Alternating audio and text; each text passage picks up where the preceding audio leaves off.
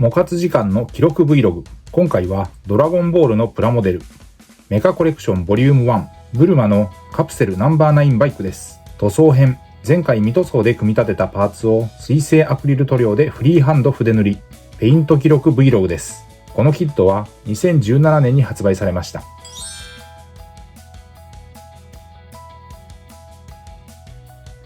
ペイントの様子はハイライトで使用したカラーごとに見ていきます。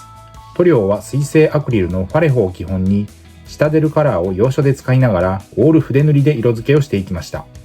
使用した筆は基本は模型塗装用の面相筆。面積の広い箇所はブラシを使って時短させ効率よく塗装をしました。工程は下地塗りから上塗りの大きく2段階です。今回の色塗りに使用した塗料はこちら。ベースとして色分け、塗装する箇所にまずファレホのモデルカラーライトフレッシュを塗りました。よく下地作りに使っているかなり白に近いフレッシュカラーです。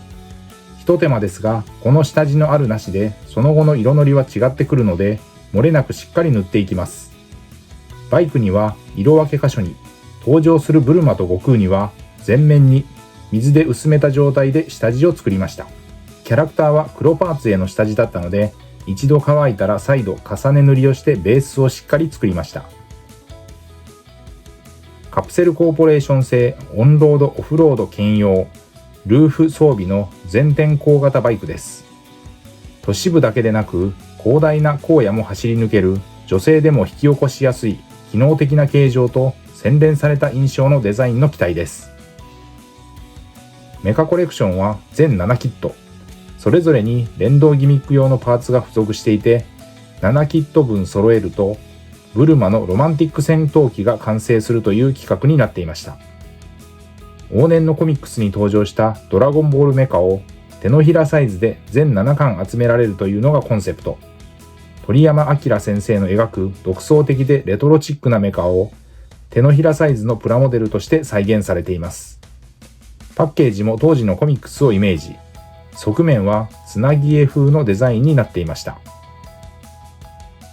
下地の完全乾燥の後、本格的に色分けスタート。まず2人のキャラクター塗装からいきます。目、悟空の道着と帯紐、そしてブルマのシューズとコスチュームのベースカラーとして白。モデルカラーのホワイトグレーを使いました。うっすらグレーがかった白。そこそこ隠蔽力が強いので、スムーズに色は乗っていきました。下地の白が効いて色は乗っていきますが、それでも塗装面積は大きいです。色ムラが出ないように下出るカラーのテクニカル、ラーミアンメディウムという溶剤塗料を使って水で薄めながら色をのせていきました。悟空とブルマの肌カラーとしてモデルカラーのベーシックスキントーンを使用しました。文字通りフレッシュカラーとしては標準的に用いている塗料です。最初薄く色をのせて面積が広いので塗っているうちに乾いてくるんで、そこに色をのせていくという流れで作業を繰り返しました。広い面積は筆で塗りに行ってしまうとムラになりやすいので、先端で叩いて色をのせていくイメージで作業をしました。悟空の口、如意棒の肩掛けの紐のカラーにモデルカラーのブラウンローズを使用しました。だんだん色分けが細かくなってきます。極細筆を使って色を入れます。悟空の道着は初期カラーの紫です。使用したのはゲームカラーのエイリアンパープルです。塗装箇所が入り組んでいて少々塗りづらいですが、塗料は適度な粘性で扱いやすかったです。ブルマの首巻き、足元にも使っています。ブルマの瞳と頭髪にはライトな緑を、ゲームカラーのベルデグリを使用しました。明るいカラーですが、そこそこ隠蔽力は強いです。かかった時間はキャラクター、機体全部合わせて約80分の塗装でした。ブルマのコスチュームは縦のストライプにゲームカラーのスクイッドピンクを使用しました。ここはガイドなしの完全フリーハンドでした。ブルマのシューズの色分けに青です。ゲームカラーのマジックブルーを使用です。明るい鮮やかな青のカラーです。ここで黒です。ゲームカラーのブラックです。極細筆で書き入れです。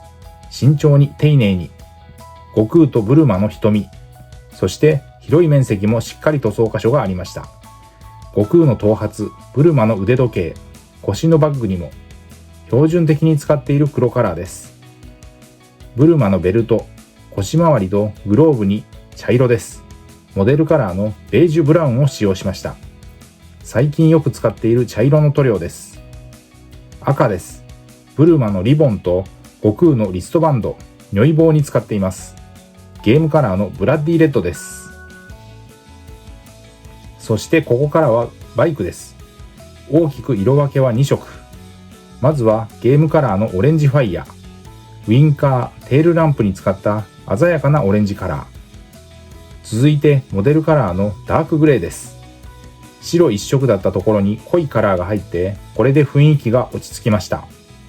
塗装面積大きいですが、下地も装甲して一発で色は乗りました。パレホは世界水準で最高級の水溶性アクリルカラーと言われ、筆塗りによる塗装が滑らかに、筆ムラも出にくく、広い範囲に塗装ができます。このブルマのカプセルナンバー9バイクは、思い出に残るドラゴンボールの最初のシーン、孫悟空とブルマが出会ってボール探しの旅、冒険に出かける時に一緒に乗り込み失踪したカプセルコーポレーションのバイクでした。塗装後は水性トップコート、艶消しを全体に吹き付け、乾燥させて完成です。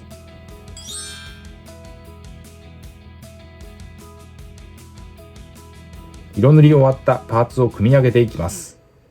まずはバイクの前部と後部をジョイント。付属のマーキングシールをバイクに貼り付けます。ピンセットで取って丁寧に。必要に応じて接着剤も併用しています。運転席の表示板。機体の後部側面は両サイドに。そして2人のキャラクターを機体に登場させます。ブルマの背中に悟空がくっつく仕様になっています。そして運転シートにルーフを接続します。こちらにもマーキングシールが貼り付きます。今回作ったキットには初回限定の同梱としてメカコレクション、ドラゴンボール、カプセルコーポレーション、メカニックガイドが付録で入っていました。フロントビューからリアビューまで。